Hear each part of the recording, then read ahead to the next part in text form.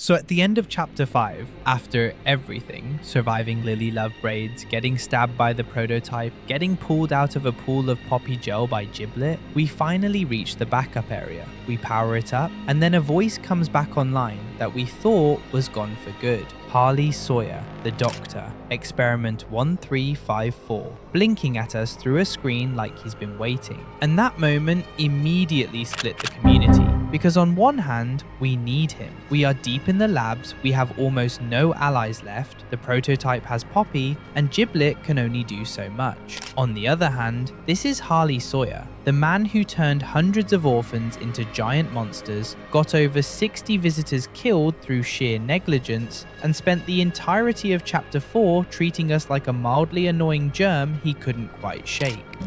Now what's this? Do I feel something squirming its way beneath my skin? An invasive, foreign little germ. This is not someone you casually decide to trust. So is Harley Sawyer going to be our ally in chapter 6? Or is he about to become our next problem? Let's actually think this through. First, let's recap how we got here, because chapter 4 made it look very much like we finished him. We fought through the prison, tracked down his vital systems one by one, his lungs, his liver, his brain, destroying each of them. In the room with his brain, he's still taunting us the whole way through. That whole, you're like a little invasive germ squirming under my skin energy. Completely unbothered right up until the end. And even then, even as we're pulling out his Omni chip and watching his system implode, he tells us, killing him here won't be the end. I'm burying myself so far down that one doesn't find me. Not you, not the prototype, not anyone. At the time, that felt like villain talk, like something every boss says before they go down. But he was right. He buried himself deep enough in the backup systems that when we powered up the backup systems in chapter 5 looking for the negation formula, we found him instead. And the detail that makes this feel planned rather than lucky, Sawyer isn't some fragmented, corrupted file that stumbled back online. He shows up as the backup system, a full preserved copy of his consciousness just sitting there. This wasn't an accident. At some point, Sawyer anticipated being taken down and made sure a version of himself would survive it, which honestly tracks completely with who this man is. Because here's the thing about Sawyer that I think is easy to forget given how much has happened in this franchise. He is genuinely one of the most capable people who ever walked through Playtime Co's doors. And that's saying something. We can't kill him, Eddie. Why not? Because like it or not, we need him. Eddie's right, though. Sawyer can't keep leading this project.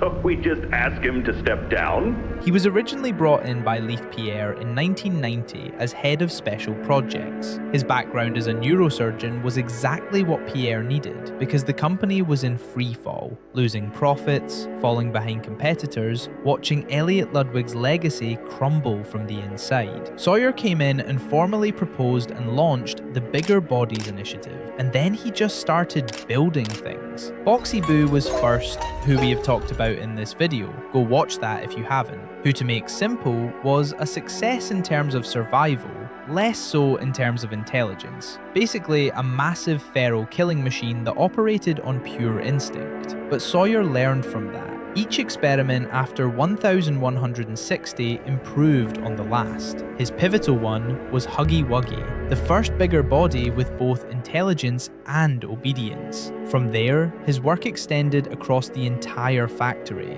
The game station, security, play care, every major department eventually had a Sawyer experiment in it somewhere. And through all of it, he was simultaneously studying the prototype and Poppy, picking them apart, trying to understand what made them different, trying to reverse engineer whatever Elliot Ludwig had accidentally stumbled into with those two. The Bigger Bodies Initiative was real, but underneath it, Sawyer was always chasing something bigger, the thing Ludwig got closest to before he died: immortality.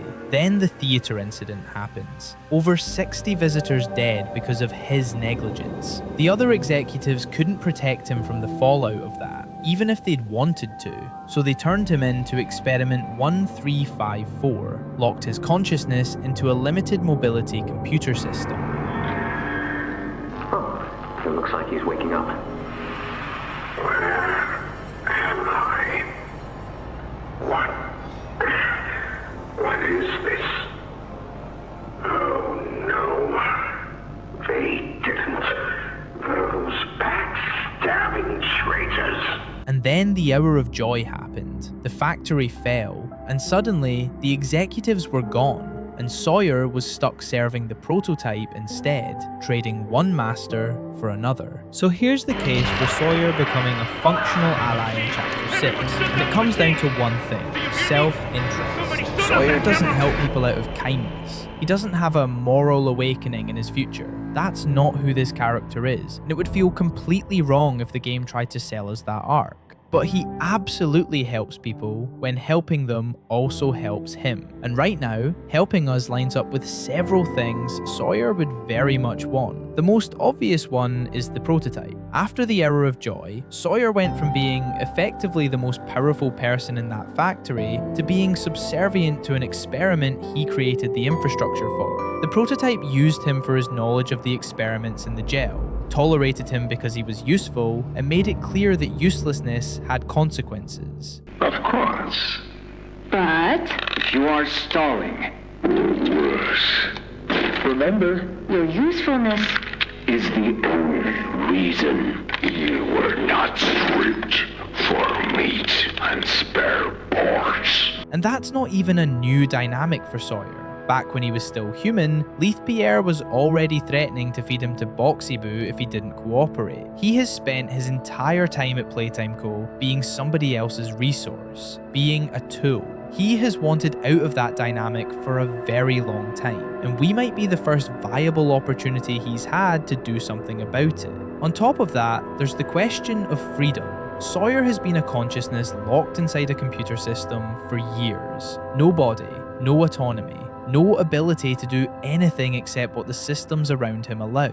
If there's a negation formula somewhere in those backup systems that could reshape what the Poppy Gel can do, and we know there is, that's literally what we were looking for, Sawyer would have a significant interest in what that formula can accomplish. Maybe that's a path back to a physical form.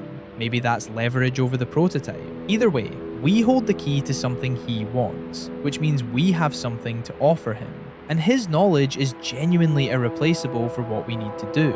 He understands the experiments at a level nobody else alive does. He knows the factory's systems. He knows the negation formula. He knows how the gel works, what it does to living tissue, how it can be disrupted. If we are going to have any real chance against the prototype in Chapter 6, Sawyer's knowledge isn't just useful, it might be essential.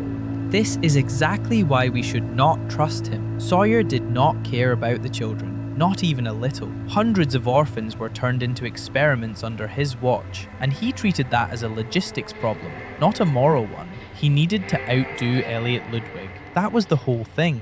Everything else, the suffering, the deaths, the absolute horror of what the Bigger Bodies initiative actually was just collateral in service of that goal. Even the other executives, who were themselves deeply unethical people, thought Sawyer was too careless and too dangerous. We can't kill him, Eddie. why not? Because like it or not, we need him. Eddie's right, though. Sawyer can't keep leading this project. So we just ask him to step down? Take a demotion? No, but I'm not disagreeing. Huggy Loose in the Woods, that business with Catnap, the whole Stoll thing. And half a dozen other incidents. Right. And all of that pales in comparison to the theater incident. I don't even want to talk about that. So, we can't kill the son of a bitch, but we need to knock him out of the equation. What do we do? There is one thing I can think of. When the least ethical people in the room think you've gone too far, that's a significant data point. And once those executives betrayed him, turned him into an experiment to cover their own backs, he has never trusted anyone properly since. He can't. The one time he was fully invested in an institution, it stripped away his humanity and locked him in a machine. So any alliance with Sawyer is going to be built on mutual benefit, not trust. The moment the benefit goes away, the alliance goes with it. Which raises the obvious question. What happens when we've done what he needs? What happens when the prototype is dealt with and we're trying to get out of the factory and Sawyer suddenly has less reason to cooperate? He's been inside Playtime Co's systems for years. He knows things about this factory we haven't even begun to discover. He could very easily position himself as the new power in the building once the prototype is gone. And given his track record, Harley Sawyer running what's left of Playtime Co is not a sentence that should make anyone feel good. There's also the propaganda problem. The prototype already frames the player as the Playtime Butcher, a human invader who's been killing experiments since Chapter 1. Whatever toys are left in that factory have been fed that narrative for years, and now we show up, visibly allied with the man who designed the Bigger Bodies initiative and turned those same toys into what they are. That is going to make it nearly impossible to get any remaining experiments on our side. Every toy we need to avoid becoming an enemy is going to see us walking around with Sawyer and draw exactly the wrong conclusion. So if Sawyer does end up as a functional ally, and I think he will, at least for parts of Chapter 6, here's roughly how I think that plays out. He guides us through the backup area. He has access to systems we can't operate ourselves, doors the prototype has locked us out of, files that contain things we need. In exchange, we're getting him something, maybe access to the negation formula. Maybe we become the physical arms he doesn't have, going places and doing things a consciousness in a computer can't do alone. It's transactional the whole way through, and at some point, that transaction is going to get complicated, because the three-way conflict between the player, the prototype, and Sawyer is not going to resolve just clean. doesn't feel There are too plausible many right agendas pulling in different directions. The toys that are still alive are going to have to pick a side again, and this time, the sides are messier than they were in Safe Haven. It's not just good toys versus bad toys. It's toys that are fed up with every human who has ever tried to use them for something. And that includes us. And that very much includes Sawyer. Giblet already made it clear he doesn't agree with Poppy's plan to blow up the entire factory. He has his own ideas. And Chum Chompkins is still out there somewhere, undercover, trying to survive. The people we can actually count on are already outnumbered and outgunned, and adding Sawyer to that mix is either going to give us the edge we need, or create a whole new set of problems we didn't have before. So will he help us? Here's where I actually land. Yes, Harley Sawyer will work with us in Chapter 6, but ally is too generous a word for what that relationship is going to look like. He'll give us what we need to fight the prototype, because taking down the prototype is something he wants for his own reasons. He'll use his knowledge of the factory and the experiments to open doors for us that we couldn't open alone. And the whole time, he will be running a parallel plan that has nothing to do with saving Poppy or escaping the factory or any of the things we're actually trying to accomplish. The moment his interests and ours stop overlapping, he becomes a problem, and I genuinely think that moment comes before Chapter 6 is over. The developers talked years ago about wanting a bittersweet ending for this franchise. Not clean, not triumphant, complicated, and Harley Sawyer being a necessary evil who helps us get what we want while getting what he wants in the process, with an ending that doesn't feel like a complete victory for either side. That's exactly the kind of bittersweet they were talking about. He's back, and I don't think that's good news, even if it's the news we needed. What do you guys think? Is Sawyer actually going to help us, or is he about to become our biggest problem in Chapter 6? Let me know in the comments.